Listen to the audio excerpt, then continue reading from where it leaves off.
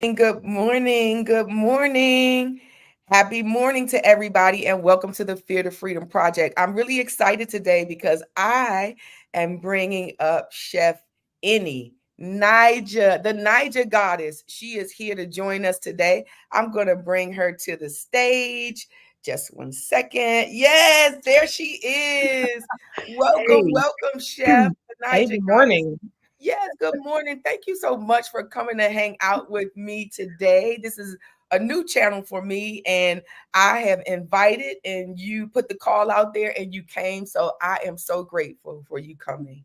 Thank you. I'm fortunate to be here. Thank you so much. Yes, you're welcome. So I want to read your bio to everyone. This is tell me.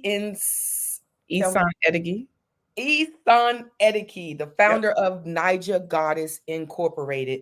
It's a health and wellness clinic that provides holistic education about natural remedies and food as medicine that is easy to understand, implement through personalized coaching, online videos, and culinary education.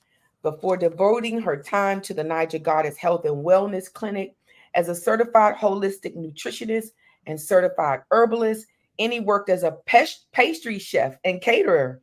In addition to her kitchen prowess, Annie has a burgeoning online apothecary and dispensary where she further supports her clients with natural remedies and supplementation needed to quickly achieve client health goals. Naija Goddess is well established within the local community as a source for a natural approach to healthy living.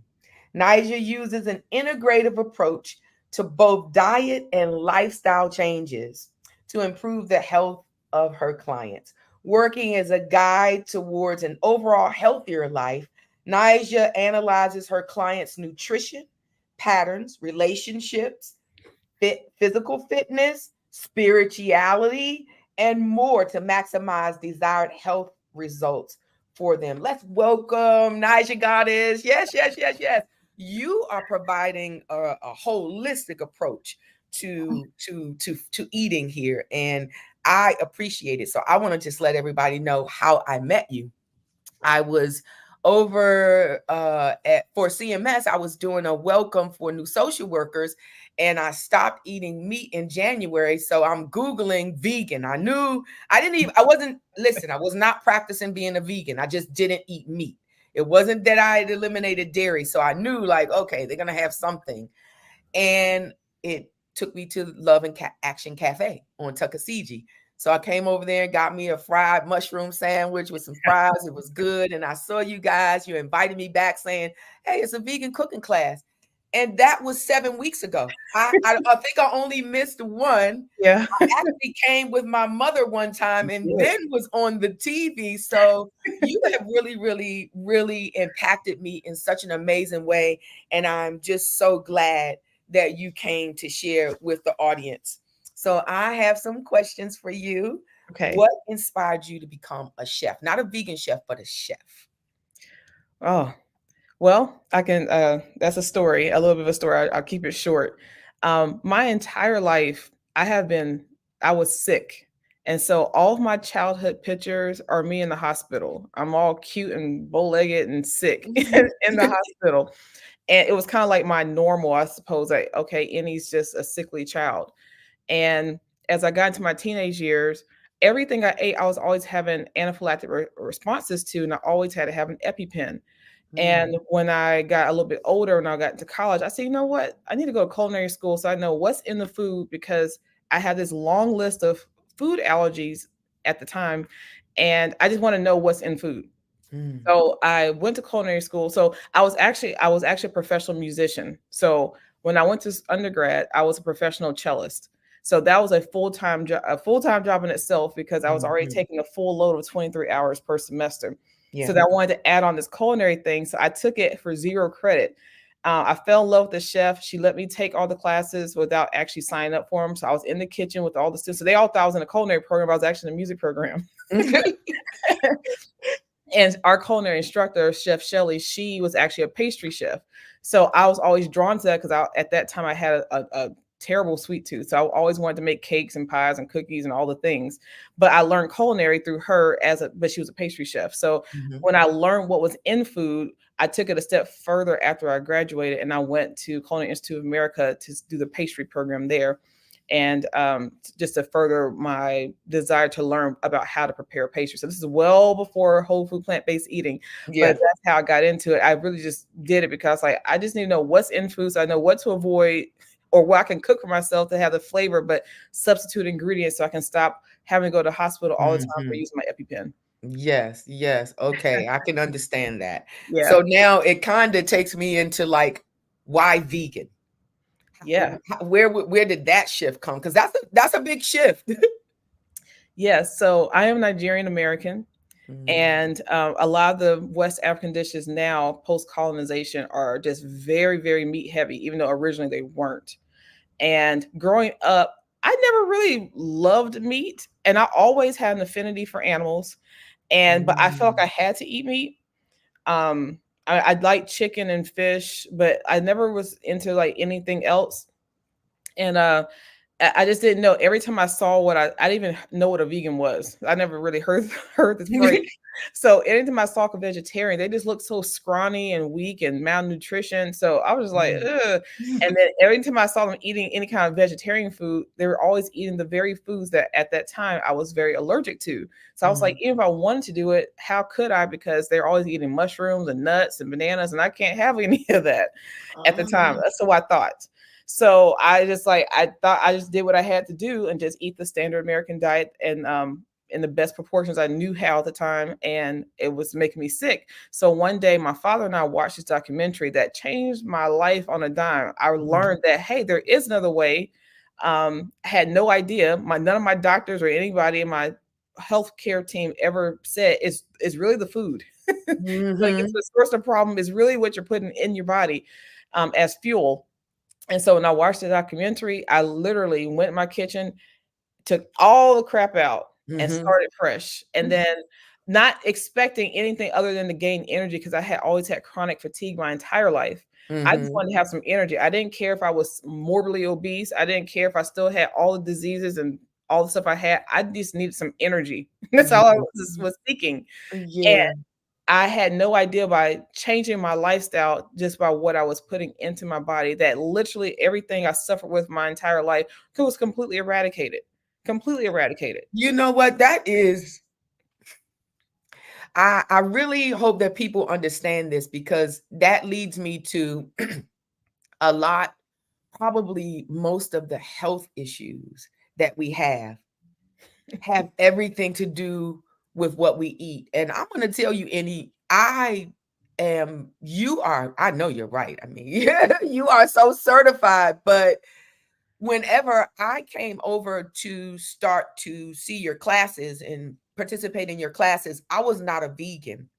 In my meditation group, probably about 4 weeks or 3 weeks into your classes, my meditation group did a challenge for 7 days not to eat gluten, dairy, sugar, and alcohol. So for 7 days, I took that out of my diet. And amazingly, the pain in my knees and the pain in my lower back, I have a little arthritis there. That's what they said. And so in 7 days, I noticed a difference. I noticed it was marked. So I was like, I would do anything not to have pain in my knees because I play pickleball. I'm active. And I Oh, was just like, I got to play pickleball. So I was like, okay, I'm just going to keep going on with not eating the dairy. And boom, here we are. The pain, I mean, so I want people to really pay attention to what you're saying, that a lot of these medicines and a lot of things that the doctors are telling us, if we just change our diet, obviously, it yeah, could solve some, it could produce some better health outcomes. a Is hundred that correct? percent, 100%, 100%. Yes. And because I suffered for so long, Mhm. I was a little bit angered that this Mm, information was seemingly so obscure. It's like in mhm, your face, but it's not because it's just doused in so much what they want to call misinformation, mhm, which I like to call just marketing campaigns to mhm. confuse people or to put fear into people and be Yes. scared of things that are natural and wholesome for our bodies and to cast doubt on the things that we should be putting into our bodies, and they have a marketing campaign to support things that make them money, but not things that are wholesome for us, that will actually heal us, not suppress symptoms, which is what Yes. our healthcare system in this country does. I was very, very upset by it. I'm like, I wasted a lot of my life. I could have accomplished even more than I had accomplished. And I said, okay, I'm going to make this my loving duty to put this information out there to all the people that I can, particularly within our community, because we're suffering at a higher rate than a lot of other people. And it's Hmm. unnecessary in most cases. Diabetes is like one of the easiest things to get rid of. You don't have to Hmm. have diabetes. You don't have to have kidney. You don't have to have these things that are very prevalent in populations of color. And the information not out there. They keep telling you to eat the poison in moderation, and not that it's poison, that you need to Yes. really cut it out. And it's not made for our bodies, especially the way they process them today, especially the way things are done today. So I enrolled in school to become a naturopathic doctor. And at the same time, I enrolled in school to become a doctor of nurse practitioner. So I was in the DNP program and the ND program simultaneously. And doing that, it was eye-opening, Hmm. because our standard model, which is the nurse practitioner route, which is like just under an MD, Hmm. uh, they don't know. Everything is about, you have to start with the sick body. You have Hmm. that's the starting point, versus a naturopathic doctor. The starting point is a healthy body, free of Hmm. disease, free of anything. And so just learning those things side by side, I was like, this system sucks. Yes. It is Yes. hurting us. It's killing us. Yes. And I couldn't take it anymore. The only reason I signed up to do a DMP program, because I said when I have my clientele, I want to be able to take insurance, because in North Carolina, NDs, naturopathic doctors, are not allowed to be primary care practitioners in this particular state, because they have a lobbying force against it. So the closest state is like Virginia, where you can have an ND as your primary care. So I said, Mm-hmm. well, I'll just do both so I can take insurance. And then the more and more I was learning, I was like, I can't do this. I don't want to learn how to suppress your symptoms. I want to learn how to heal the body. So I Yeah. dropped out of that program. But it was just really, really eye opening, that, that's why sometimes people go to doctor like, I feel off, and they run your labs like, well, everything's still in the normal, what they call normal range. Mm-hmm. And then 6 months later you come back, now you've got full blown whatever. But when you first had an inkling something was off, they couldn't do anything, because you're not at a point on their system that says you're sick. It's for them to actually say, okay, let me give you this and give you that. And Yeah. that's what I did not like about it. It's like, okay, when something's off and you feel something's off, something's off. Mm-hmm. And so Mm-hmm. we should address it. Yeah. You know what? I appreciate you saying, I was angry. That's how I felt about God once I learned about who God really is. I was like, I'm mad. We've been bamboozled. But yeah, yeah. And the fear, I think sometimes, and at least for me, I'm just going to talk about me, and that's the reason why it's fear to freedom, because sometimes we get so attached to our values and our traditions, and traditionally, I mean, our food was good, but it just wasn't healthy. It really was Correct. not healthy. It was good, and it brought us all together. And so I think sometimes people think, at least I did, is kind of giving up those traditions. It made me like, what else is there going to be? You can create new traditions. I'm just so thankful for that. And I'm thankful for you for dropping out of that program. And I'm thankful for you investing in the community, actually in yourself first. So Yeah. now that you can bring it to the community, how much does culture have to do with the flavors that you incorporate into your meals? Everything. Like I said, I'm from Nigeria, but I've lived here my whole life, most of my life. Well, the majority of my life I live in this country. And even though I've lived in this country, my mindset and everything is still Nigerian, Nigeria, Nigeria, Nigeria. And I grew up like that, and I've always was surrounded. And my high school I went to was an international high school. So it was very diverse. I've always had a very diverse group of friends. And then living in different countries and living in different parts of this country, I just always had a diversity of friends. And so that included a diversity of food. And when you're eating just a standard American diet, that people think there's such a diversity, really isn't. You're missing out on so many things, so many fruits and vegetables and flavor profiles. And so it was really important to me, not only, and I knew this was going to be a challenge for particularly people in the BIPOC community, to put out not only a vegan cooking class, but then from dishes from all over the world. Yeah. Yeah. And I knew it was a challenge that, okay, they'll be open to it. If it tastes good and they know the health benefits, they'll be more receptive to say, you know what, I can incorporate this every now and then. I can see myself making these changes. And that is the part that's powerful, because everyone can't just do an about face and say, all right, today I'm cutting all that stuff out, Mhm, like a mhm, person like my personality type can. A lot of personality types can't do that. Or mhm, they're scared, like you said, mhm. because of traditions or whatever. You can still eat the same traditional food and just replace certain ingredients, or like you said, make new traditions. Yes. Yes. So the class and everything I do is I lead with flavor first, because I know I'll turn them off if it's like, okay, here's a wheatgrass shot, and here's all the health benefits of it. May not taste great, and they're gonna be like, yeah, I'm not gonna be drinking this. I don't care how That healthy. would be me. And I will drink it just because it's healthy for me and just don't care about the taste. But I know so many people are like, I just know I won't keep up with it.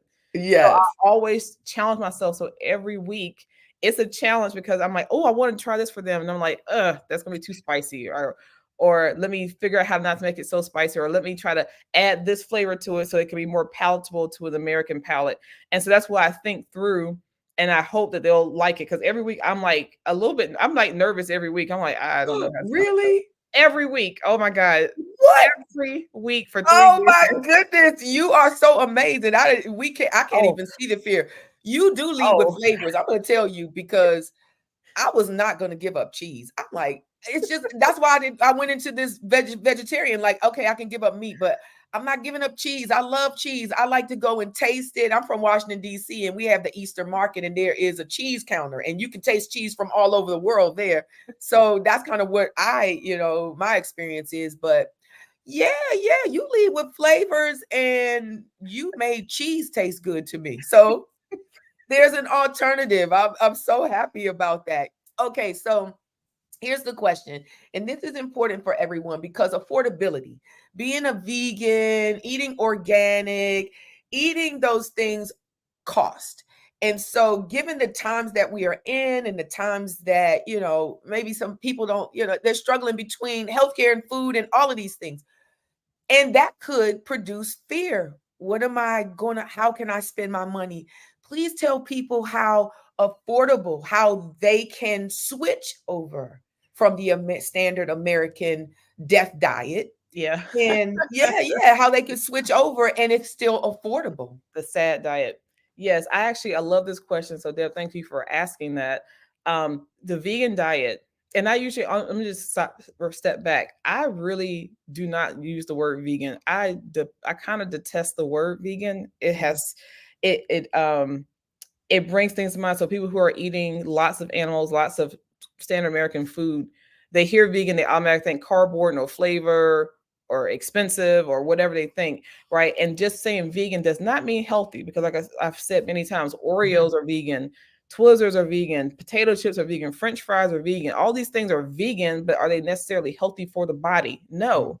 So I like to say a whole food plant-based diet. That's okay. what I prefer to say. Doesn't mean I don't have some vegan days. Okay. Mhm. It doesn't mean I wouldn't have a Beyond Burger every now and then or something like that. But I eat a whole food plant-based diet. That's why my skin it radiates, it comes from the inside out, because of what you put in your body. So that's the first thing. Um, so in terms of affordability, there's nothing more affordable than a whole food plant-based diet. When you take out the meat, which is very expensive, when you take out the cheese, and a Mm. former cheeseaholic here, okay, which is very expensive. Expensive, yes. Okay, those meat and cheese are the most expensive things you can put in your cart. Okay, so now you've taken that out your cart. Now you're replacing it with whole plant foods. And Mm, the reason why the vegan diet is labeled as very expensive is because people are trying to still eat the same unhealthy foods, just in a veganized way. So now you're eating processed foods that are packaged and they're expensive. yes. So you're still eating the same crap, for lack of a better word, because it is crap. I Still love the eating the crap same word. crap, yeah, but just veganized. So then that's pricey. And when you're eating it non-vegan, it's still pricey. And the part that people always forget, the food that you're eating on a standard American diet is subsidized. Okay. Mm, Getting a cheeseburger for 99 cents. Think about that. A cow had to be uh uh in gestation, it had to be born, it had to be raised, it had to be fed, it had to be watered, all the things. And then when it's slot, all that, you don't get that for 99 cents a pound. You don't, it doesn't work like that. The government subsidizes these foods. Mm, Okay, so it's mm, not even on par.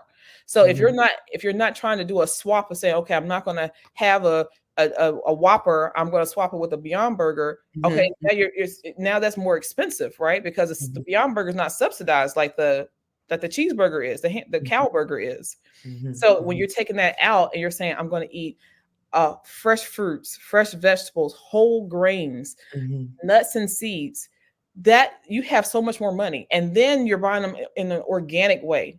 Your shopping bill still will be significantly less than if you had the meat, the cheese, the processed food, the boxed cereals, all the refined sugary stuff, all that stuff that's super expensive.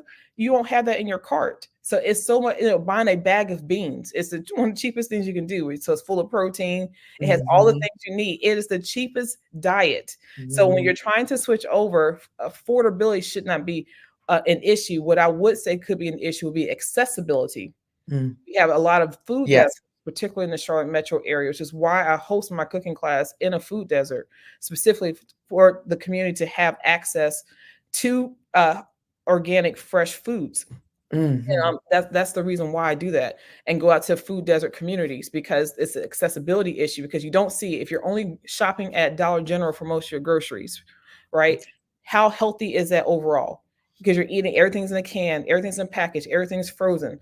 So that's more of the issue versus the affordability if you're actually eating a whole food plant-based diet.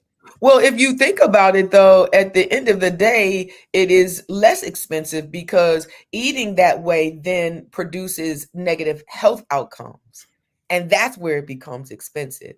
So if we just switch our thinking to think about the outcomes and how we are saving. And you are right.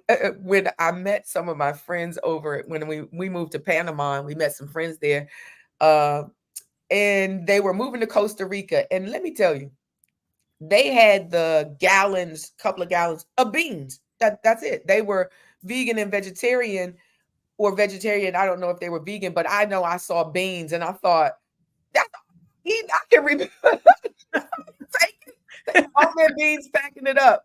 But chef, listen to me. I did remember I told you. Now this is going to lead me into the next question, but about how important it is to prepare your meal. So I was that one that was going like, okay, so I'm not going to eat meat. Now I'm going to go and get like the frozen burgers that's already made because I just don't enjoy cooking.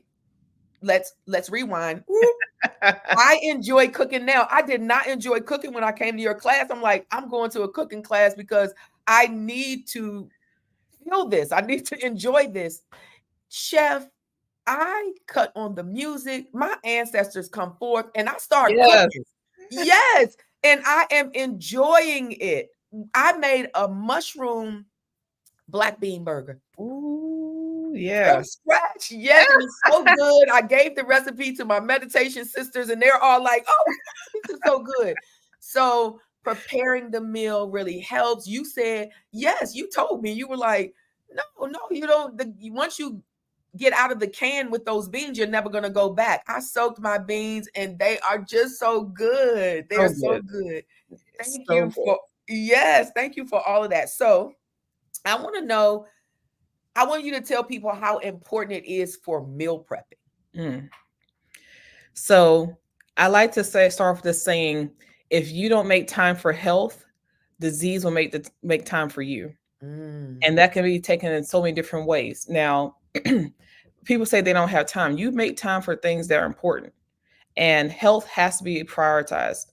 So there are some people that don't know how to cook, which I think everyone should know how to cook. Like in my culture, men and women learn how to cook. They always mhm. say, don't leave your stomach in a woman's hands, because if she's mad Mhm, at you, then you're gonna be hungry, right? So both boys and girls learn how to cook and do all the domestic chores mhm, equally. And then when you're going to marriage, then you divide those chores. So the woman mhm, tends to take on the domestic, but the man can do it. So I always say that. So you don't make time for health, disease will make time for you. And you have to prioritize. So if it's a money issue, then you absolutely should just meal prep. And meal prep has been this thing that's kind of taken over. So you feel like you got to make 6 things of this and 6 things of that and all that. Make batches of things. Whenever you do cook, cook extra and freeze leftovers. Make Mm-hmm. casseroles and put them in the freezer. So when you don't want to, you're tempted to run through the drive-through, you say, you know what? I made that casserole. It's in the freezer. I can just put that in the oven. Okay. Mm-hmm. Making extra of whatever it is you're going to do. Taking that time. I take it as self-love, self-care, that Yes. I'm investing back into myself by saying, okay, before I go to bed, I'm going to soak these beans. Or before I go to bed, I'm going to just do this little thing. You can start with one little thing. And then if you have a little bit more disposable income and you're like, look, I get it, but I just really don't want to use my time that way. Like I might say I might have the time, but I really prefer to have a housekeeper come and clean my house every week. Right. If I feel like I want to do that, you can also prepare, you can purchase meal prep services too, so Mm-hmm. you don't have to do it yourself, even though you should, so you really knows in your food, but you can also hire that out. So this depends on where you are on the social economic scale, how you're going to prioritize it. But regardless of saying, and then if you have children, you're teaching them at a young age how to eat and showing them what is important, because what's happening with the children today, they're all overweight. Mm-hmm. They are sick all the time. They're always tired. You don't see kids running out having lots of energy anymore. They're always talking about, I'm tired. And it's just they're eating crap all day. They're eating Takis and Mm-hmm. drinking soda all day long. And so then it's like well, they're kids. Well, when does a child learn how to eat? So when they become an adult, then they're overweight and sick, and now they're trying to learn how to do it because they weren't taught and weren't held accountable to do that growing up. So I think leading by example, by saying, you know what, as a family, we're going to do this. I'm going to batch prep the whole grains. Just do the things that would take a long time. If you just have a thing of brown rice in your fridge and you have like a salad bar in your fridge, you're more likely to grab that. You Yeah, know.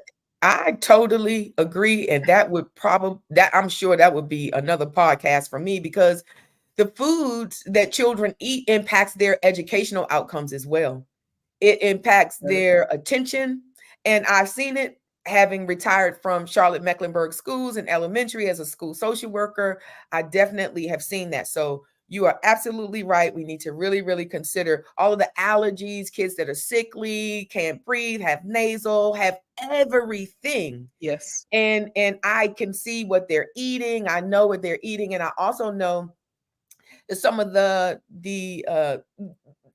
their socioeconomic status too. So I know that some of the parents don't have the money, but I think that they do once they just are educated about it. Yes. We just Exactly. have to be informed about it. So yes, I totally agree with you. What do you find most rewarding about being a chef?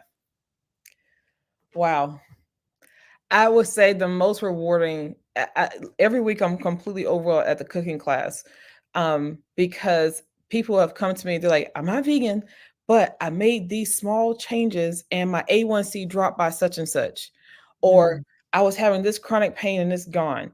Or I've lost 14 pounds, those kind of things. Like, even though I'm not doing everything, I'm doing a mhm, couple of things and I'm seeing results. And more importantly, I'm feeling the result.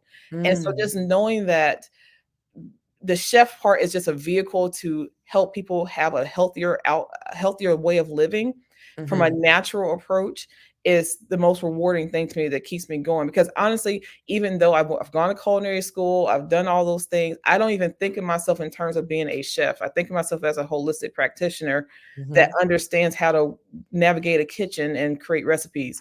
And I suffered for 20, 30 years, and I just don't want people to suffer needlessly. So that's really the motivation. Okay, that's beautiful. We thank you for being motivated because you have definitely changed my life. I know when I came up to say, guess what? The pain is gone. The da da da da da. You were just like You have in me in tears, girl. tears. Yes, yes.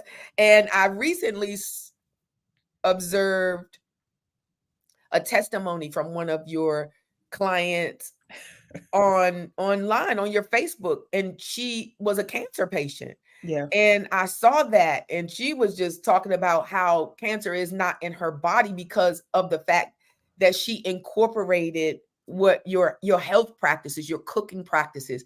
That made me feel so good. We can heal our own selves. So I want to ask you, tell me what's the most rewarding? What is the most challenging? Ah, about being a chef? a couple things. It's a time commitment.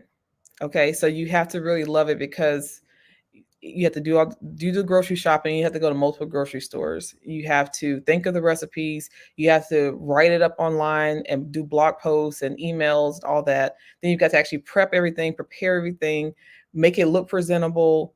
It's a lot of time, so it's not something for the faint of heart for sure. So that's the one kind of downside, because if you have a very busy life like me and my husband do, we have 5 businesses, so it's not a lot of playtime.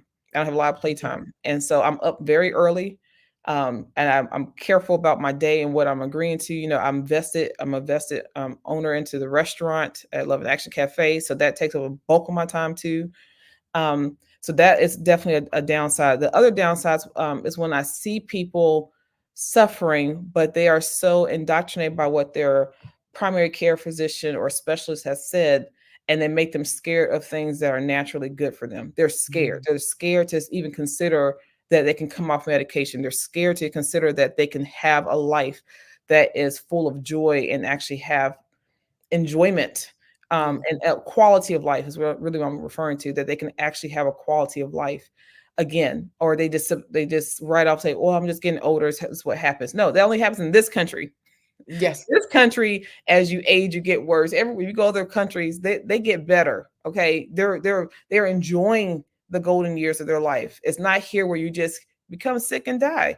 And they've been bought and sold a lie. And so that is the most challenging part of seeing the light when the light's not on in somebody's eyes, and they just have accepted that, I'm just fading out, and that's what life is. And that it really truly breaks my heart. And I just try to get through gently and say it doesn't have to be like this. It really doesn't.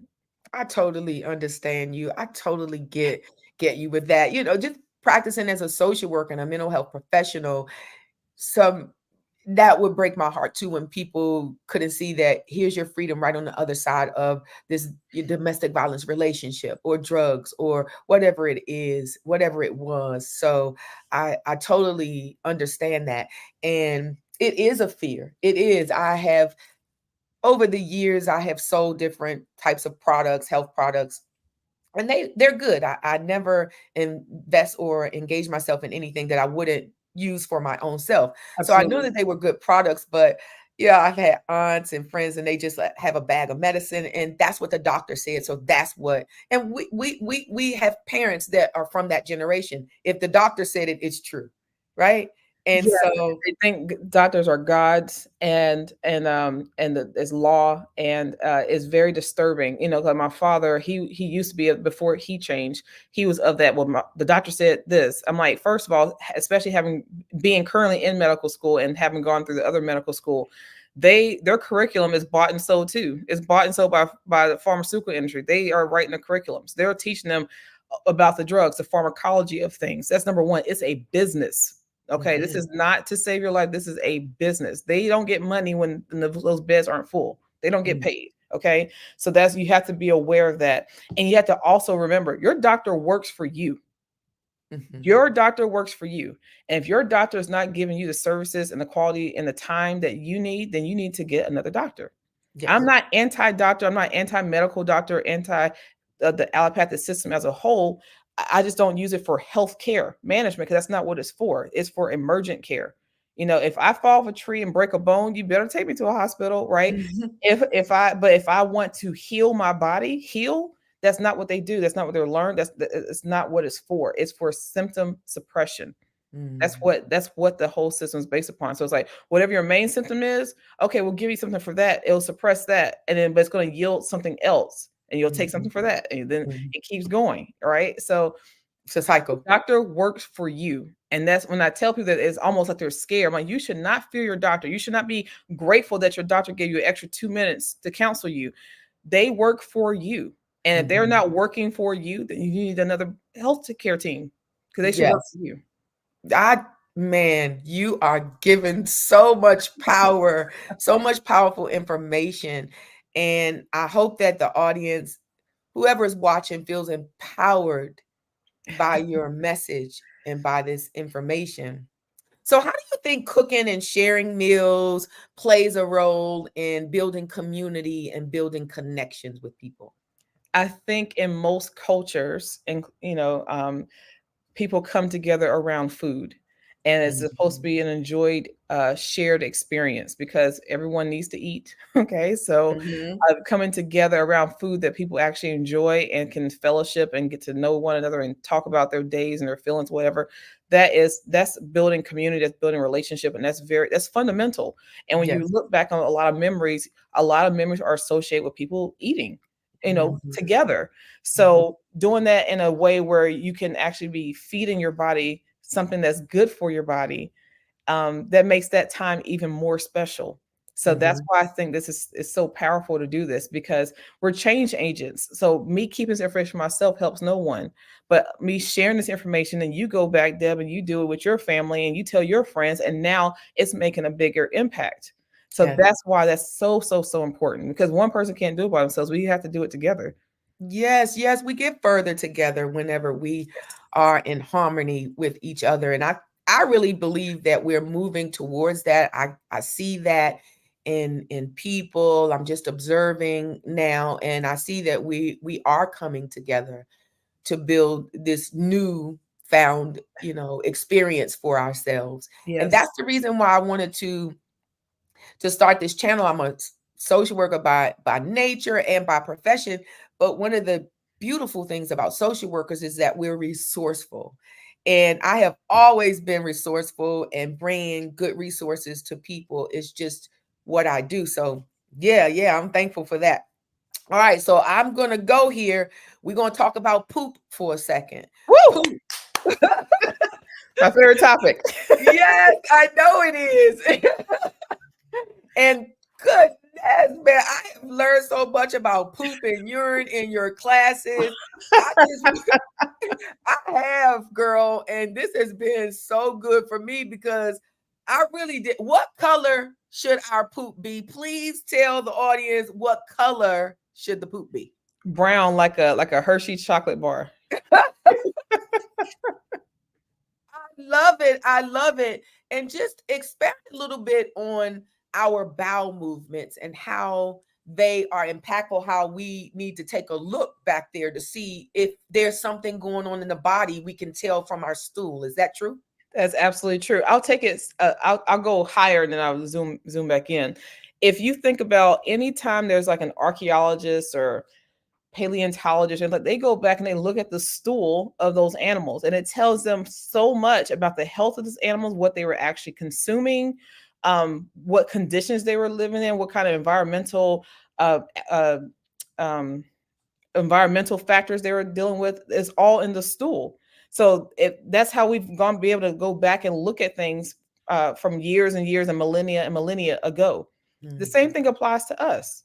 So when you do a stool analysis, it will tell you what's happening in your second brain, which is your gut microbiome, and what type of gut bacteria are being fed and which ones aren't, Mhm. and what you're eating, and that will tell us everything we need to know about what's going on in your body. It tells us Mhm. everything. And Mhm. so if you're not doing like the actual stool analysis, or you're not a doctor to be able to read the stool analysis report, you can look at what's going on with your stool when you're actually having a bowel movement to know the quality of your body and your bowel movement. So for example, if we said the color, it should not be tan, it should not be white, it should not be yellow, it should not be black or red. It should not Mhm. be those things unless you consume beets or something like that. It should not be that. It should be very easy to pass. You should not be able to sit there and read a book or scroll on Instagram. You should not have time for that, because it should just pass naturally. You should not be pushing or straining.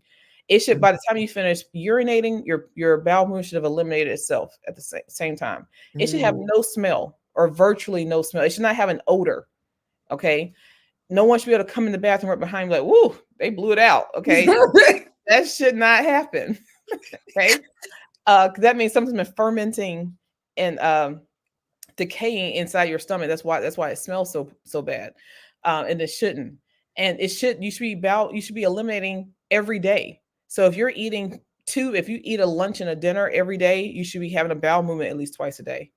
At Mhm. least, at a bare minimum, everyone should be eliminating once per day. But if you're Mhm. eating 3 major meals per day, then you should be eliminating 3 times per day. Mhm. Um, And so that's your bowel transit time. Ideally, should be somewhere between 14 and 22 hours. So like 18 is like the gold standard of your bowel transit time. If you're not aware what your bowel transit time is, you can eat like a shelled sunflower seed or a kernel of corn, and swallow it. And then however long from the time you swallow to the time it comes out, that's your bowel transit time. And so if you're going into days or you're going into over 24 hours, there's some stuff we need to get going. You make sure you eat enough fiber, make sure Mhm. you're properly hydrated so that it can pass, so that the peristalsis can happen and actually push those things out. There's just so much that your bowel movements tell you. If you're wiping and wiping, if you have to keep wiping and wiping, that is not good. You should only have to wipe once, and it should be clean when you wipe that one time. It should not Mm. be stuff still there. It's just so much that your bowel movements tell you about the current state of your health and the health of your microbiome, that we should all be paying attention to, so that you Mm. can take it to your gastroenterologist, or you can take it to your primary care doctor, whomever you're seeking for things, and say, hey, my stool is tan color, and that tends me I may not be absorbing fats or having some type of bowel duct issue. Like, I want to explore that. What's going on, and I'm also having these symptoms associated with it, so that you're empowering yourself. Don't just blindly turn things over to your doctors like most people do. Say, I'm experiencing this, I see this, and I see this. What do you think? Because Mm. again, they work for you, and they should be finding solutions for you. Whoa. I, I love the poop story. And you know what? Just because we're running out of time, I would love to have you back here. I have a litany of questions and more information, but Yeah, I I thank love you it. so much. Oh, good, good, Oh, I good. love And it. I did not know you were a vested owner in the Love and Action Cafe. So great, great. Thank you for telling that. So I just want everybody to know that you are not only giving us a culinary journey through all of the different countries at your cooking class that's happening every Sunday at the Action Cafe, but you are giving us healthy culinary education. And I am all about education. You don't know what you don't know, right? Right. But once you know better, you can do better. I want to ask you before we start to wrap it up, what are you most excited about in life right now? Wow. Um, Coming on board as a minority partner with the restaurant, I'm excited to see how the restaurant can continue to change and evolve, so we can be more of a change agent in the community. Because, like I said, we're nestled within a food desert, so that is very exciting to me now, and that's taking up a lot of my time. I'm also been able to cater different events, and so like I catered today for the Women's Business Center of Charlotte and do some stuff at UNCC, and they had no idea the last time they hired me that I was a vegan chef. They didn't know the food was vegan at all. And so they're like, "Oh, we weren't trying to have vegan." I was like, "But why did you reach out to me then?" They're like, "We didn't know," This because I don't do anything else, right? So seeing that impact, and now I have a 12-week contract with them. I'm now the plant-based chef for Daniel Stowe Botanical Gardens, and so now when people go out there, they have healthy, delicious plant-based options. So just seeing how, if they're not able to come to the class for the education piece, which I find to be the most important, they're able to at least experience quote unquote vegan food in a different way, that's just not your average, like, here's your cheeseburger that's vegan, here's your french fries, or loaded french fries that are vegan, like the junk food stuff. They can have a wholesome experience with it that they find enjoyable. So seeing that take a hold is very exciting to me.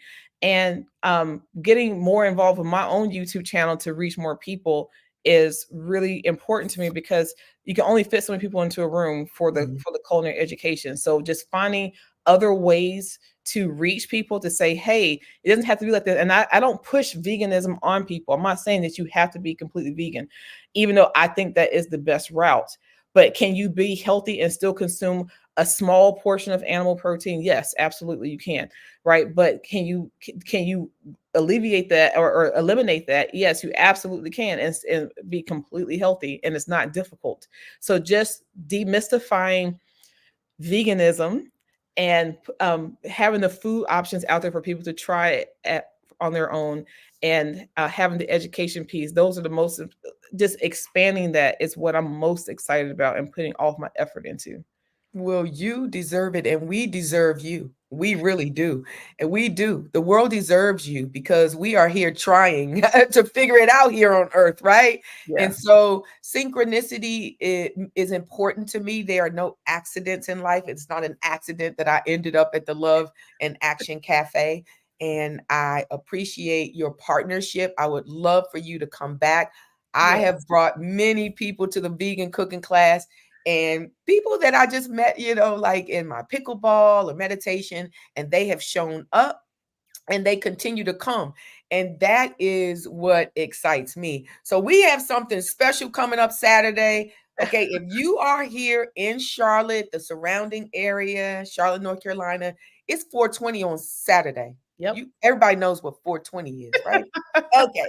Well, we are going to be having our pasta extravaganza. You want to tell them about it? Yes, on 420, we're having all you can eat pasta extravaganza, sure.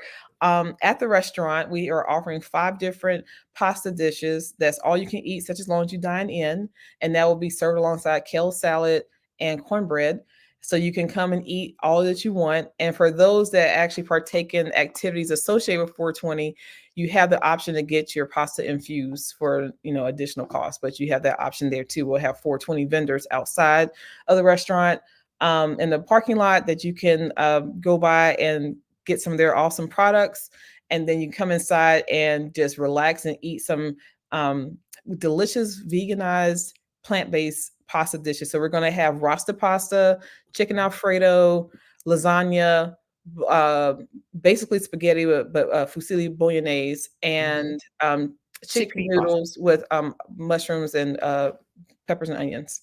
Yes, we are. I'm hungry and we're going to be happy. It'll be Yes. infused if you want it to be infused so you can eat and be happy and merry.